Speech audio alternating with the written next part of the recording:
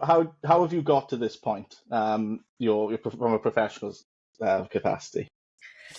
So, I mean, maybe just to start a little bit at the beginning, a little bit about my background is I actually started my career in cybersecurity as a sales professional, and slowly moving through the ranks of just, junior sales, ended up being a sales director for a company. But, my passion was always cyber, and let me rather say my passion is about people. And I truly believe what we do is saving lives. And throughout that journey, I had a great opportunity to spend time getting to know the industry. So I got to know a lot of customers. I got to meet a lot of interesting people who do this for a living. And I do believe that you have to have a degree of passion for people and saving lives to do this job. This is definitely not a job you don't fall into and, there's no personal investment. You have to be personally invested in something like this to make it a success. Um, and I had the opportunity to really get my feet wet in all aspects of this game. So I had an opportunity to be part of incident Mm. responses for some of these customers, some of them major news reported ones. So it was a great opportunity for me to partner with them and have some hands-on experience. I had an opportunity to deal with a lot of engineers and architects. So that got to give me a good exposure on the type of challenges faced from an engineering level and an architecture. Being a salesperson, you also get exposure to purchasing life cycles and governance committee Mm. gates that you would need to do and go through in order to implement a capability.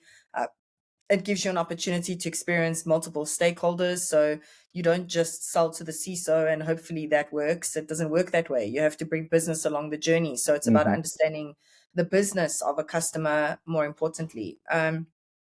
So all of these components actually gave me an opportunity to realize my passion, ambition. I had a goal very early on that I wanted to be a CISO one day. I mean, I had a massive goal to be a CISO of a bank. I honestly didn't believe it would be possible, most especially because nobody really transitions from sales into ops. That's the one thing. And then the second component of the conversation is you also want to be given a chance at something that you could possibly be good at, which is more management and leadership. Mm. And this role Mm. requires you to have a degree of understanding around technology as well. And I don't think you can get away from something like that. So luckily, about 5 years ago now, if you can believe, I was given an opportunity at FNB to be their CSO, and the CSO at FNB is responsible for cyber and information security operations across the group.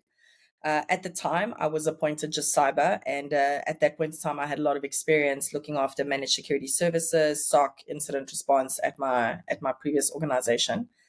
And day one on the job, they were like, "Oh, by the way, here's the rest of the portfolio," which included, IAM and data security, etc. And it was really, literally about a hands-on experience. So maybe my journey is slightly less than others, but I was thrown into the deep end and I had no choice but to figure out how to swim. My day one on the job was actually in a war room, if you can believe. I Mm. walked in, no laptop. My boss was on leave and I was pulled into a war room. And there's no better way than to do a baptism by fire, which I think is a great opportunity. If anybody ever does a transition onto the side of the table, dive head in is the piece of advice I can give you. The more you get involved, the more you spend time with the engineers, the more you spend time with the technical resources on the ground, the more you spend time in the devil of the detail, the more you learn. You can't shy away from this is not something I'm Mm. comfortable with. It was very little that I was comfortable with, but logic is something that I believe is something in technical resources tend to get caught up in, and you can take a step back.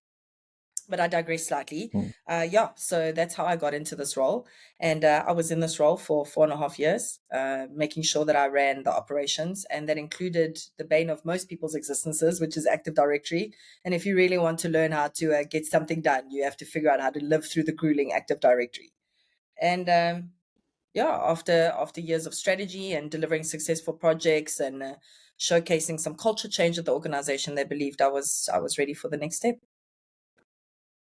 Amazing, amazing, and it is an interesting one. Obviously, I've worked with many CISOs now over the last 11 years, since I was making mojitos in a restaurant, right? And a better time in my life, I must say.